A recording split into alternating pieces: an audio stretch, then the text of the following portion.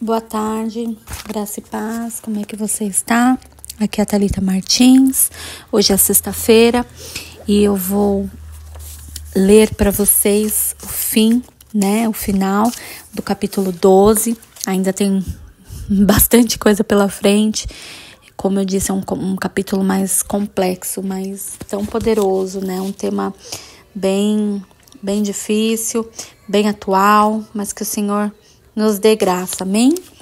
Então, eu vou continuar aqui.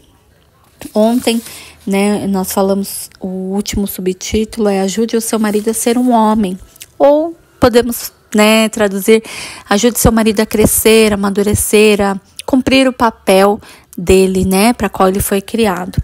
E ela continua, seu marido pode não estar colaborando em nada, quanto mais a fazer, e quanto mais você faz por ele, tanto menos ele parece fazer por você. Como agir nesse caso? 1 Pedro 2,21, Deus nos dá um exemplo que trata perfeitamente do assunto. Pedro diz, porquanto para isto me fostes chamados, pois quem também Cristo sofreu em nosso lugar, deixando-nos o exemplo para seguir os seus passos. E aí ela fala assim, quer dizer, Shirley, que devo sofrer em minha própria casa? Você já está sofrendo. Por que não sofrer de maneira prática ou positiva? Deus nos prometeu algumas coisas maravilhosas se sofremos assim por Ele.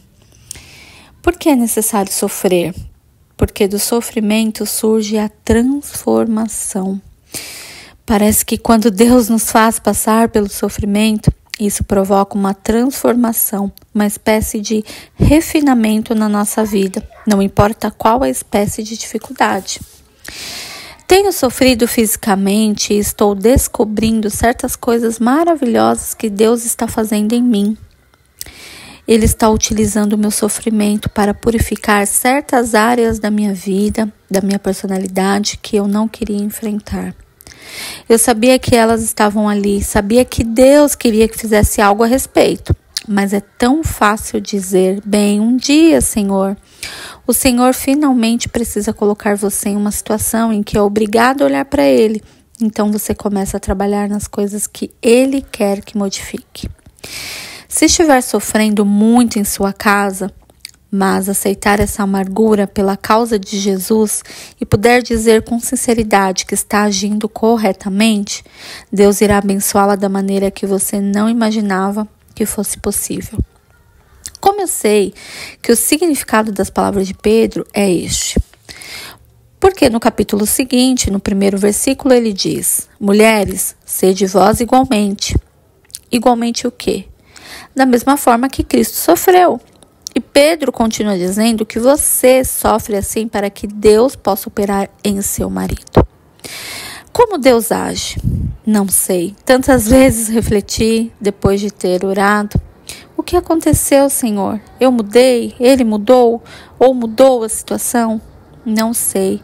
Nunca pude fazer um retrospecto de certas coisas a fim de analisá-las. Sei apenas que Deus opera e opera a nosso favor.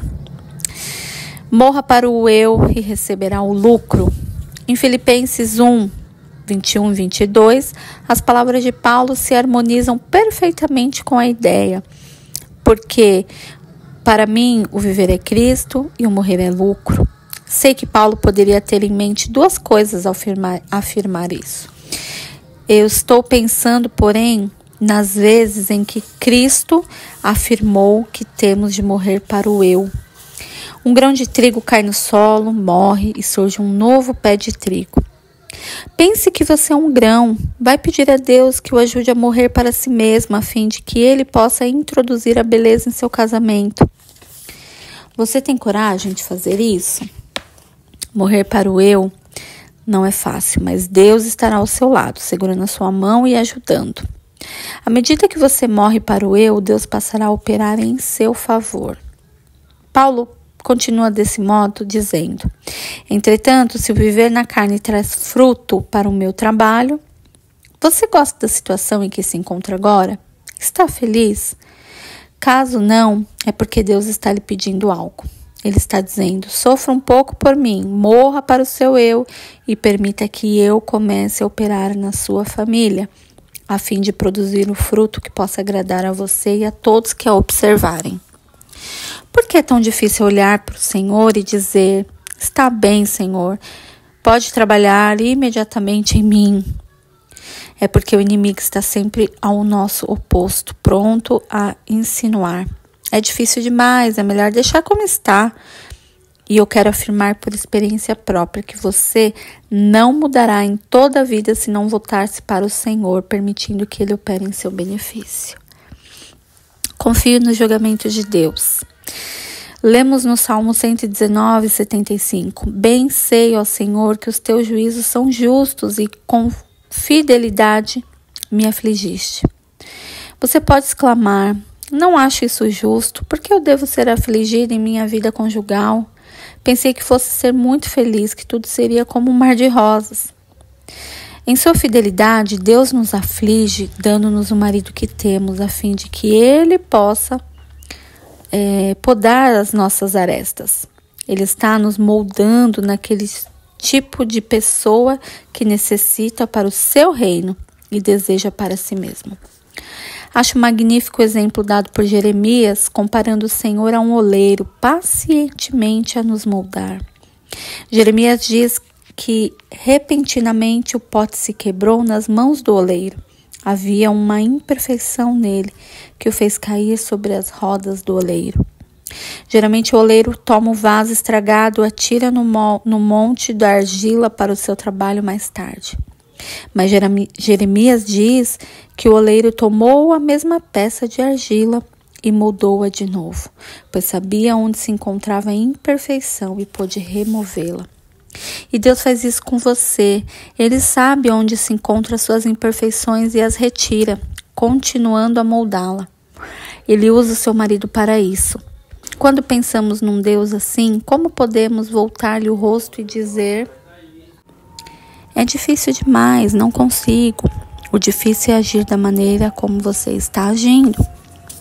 Em Provérbios 3, 11 e 12 diz: temos um novo exemplo disto. Filho meu, não rejeites a disciplina do Senhor, nem te enfades da tua repreensão. Porque o Senhor repreende a quem ama, assim como o pai ao filho, a quem quer bem. Deus deseja achar prazer em você e quer modificá-la e corrigi-la. Mas ninguém gosta de ser corrigido. Não gostamos de sentir que estamos sendo corrigidas. Mas assim como você corrige seus filhos para o próprio bem deles, porque você os ama realmente, assim Deus corrige você. E eu estava atravessando uma fase difícil no meu casamento quando Deus me mostrou em Miqueias 7:9 e eu fui realmente abençoada por essa passagem. Sofrerei a ira do Senhor porque pequei contra Ele, até que julgue a minha causa e execute o meu direito. Ele me tirará para a luz e eu verei a sua justiça. O Senhor me mostrou como esse versículo podia ser aplicado no meu lar e eu aceitei o que Ele fez em mim, para mim e através de mim. Aceitei o seu castigo, confessei que estava pecando por tentar fazer as coisas no meu modo durante todo esse tempo. Eu dirigia tudo, controlando os acontecimentos, estava tentando meu marido, usando todos os ardis femininos para obrigá-lo a agir como eu queria. E Deus me fez parar de repente, dizendo: chega, você está pecando contra mim. Tive então de compreender que pecava realmente contra Ele. Quando você chega ao ponto de compreender que está pecando contra Deus, Ele começa a defender a sua causa. Como? Passando a operar na vida de seu marido. Bloqueamos muitas vezes a operação divina na vida do nosso marido e Deus não nos abençoa por essa atitude. Ele começará a executar o meu direito. Isso quer dizer que o meu marido vai se ver numa posição bem difícil, porque se eu fizer as coisas da maneira como Deus quer, Ele vai executar o meu direito sobre o meu esposo, se for necessário. Quando Deus faz isso, haja da maneira certa. Vai encostar o seu marido na parede. Vai fazer com que ele compreenda que não está sendo o marido que ele deveria. Mas isso só acontecerá quando você fizer o que Deus quer que faça. Deus exige um espírito manso e tranquilo. Em 1 Pedro, capítulo 3, diz que um espírito manso e tranquilo diante de Deus é muito desejável. Como ter um espírito assim? Só o alcançamos quando permitimos que Deus controle completamente a situação. Enquanto não tivermos certeza disso, não teremos a tranquilidade de espírito que ele julga tão importante. O apóstolo continua dizendo que algumas das mulheres do Velho Testamento possuíam esse espírito tranquilo e menciona Sara. Leia a respeito de Sara e descobrirá certas coisas que te deixarão admirada. Sara obedeceu a Abraão, chegando a entrar para o harém do rei, mesmo sabendo que talvez tivesse de cometer adultério. O que Deus fez? Protegeu Sara. Então nunca tenha medo de obedecer a Deus. Sabe que 9/10 das coisas que você teme que seu marido não crente exija de você não passam de imaginação? Ouvi muitas mulheres dizerem: se me submetesse completamente ao meu marido, ele exigiria que praticasse atos imorais. Muito bem, eu pergunto, quais são algumas das coisas imorais que ele poderia exigir de você? Já existiu alguma delas até agora? A resposta em geral é não, ainda não. E você descobrirá que quando se mostra submissa, Deus vai defendê-la e executar o seu direito. Não se preocupe, o fato de que Deus irá executar o seu direito e defender a sua causa a libera da necessidade de modificar o seu marido sozinha. Você não precisará transformá-lo, porque Deus vai fazer isso. Amém? E eu vou deixar aqui 2 questões da aplicação pessoal. Esse capítulo é um pouco mais extenso, como eu disse, mas aqui ele termina. E a primeira é: confesse a Deus o seu pecado de insubmissão. Reconheça que tem tentado controlar o seu marido, achando que sabe mais do que ele ou que tem mais capacidade. Lembre-se de 1 João 1,9 e agradeça a Deus porque ele a perdoou. Segundo, depois de confessar a Deus, procure o seu marido, compartilhe com ele o que você aprendeu, peça perdão e diga-lhe que de agora em diante está pronta para obedecê-lo, custe o que custar. Amém? Creio que se nós ouvimos as palavras do Senhor e a praticarmos, nós vamos colher, irmãs, frutos, né? Aqui é um livro, mas é um livro inspirado por Deus, onde a palavra de Deus está sendo ministrada. Ela traz aqui as referências. E nós sabemos que quando nós obedecemos ao Senhor, né? Se o Senhor tem nos chamado para ser esposas e mães sábias, é Ele quem vai fazer a obra, é Ele quem vai trabalhar na nossa casa, no nosso marido, no nosso casamento, nos nossos filhos. Então, obedeça ao Senhor. E eu quero orar com você. Pai querido, eu te agradeço por essa semana, por caminharmos juntas. Senhor, louvado e engrandecido seja o teu nome. Obrigada, Senhor, por esse livro, por cada palavra, esse texto tão edificante.